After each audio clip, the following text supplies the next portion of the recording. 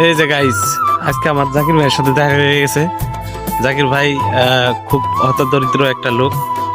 জাকির ভাইয়ের বউ পোলাপান নাই, খুব কষ্টে দিন কাটে জাকির ভাইয়ের, মানসিক ভারসাম্যহীন জাকির ভাই। তাই তো জাকির ভাই, খাইছো আজকে কিছু? না, আজকে কিছু খায় নাই? বললাম হ্যাঁ, হালালাম। ওই যে মানুষের গোবর ফালাইছে, যার গোবর ফালাইছে তাই কিছু দিছে।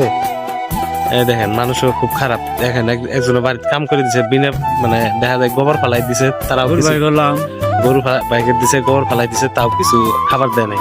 আর আমি তোমার কালকে সদাই দিছি না, কালকে অনেকগুলো সদাই দিছি জাকির ভাইকে খাবার জন্য।